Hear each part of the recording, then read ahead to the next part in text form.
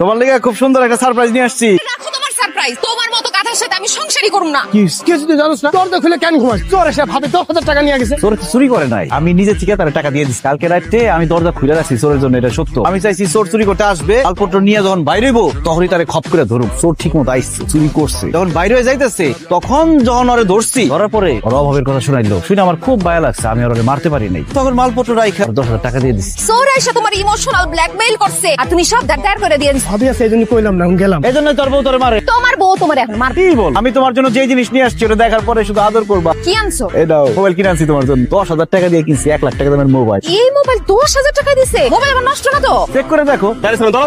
খুব জ্বালাচ্ছে এরা, এদের জানে বিরক্ত হয়ে গেছে একদম।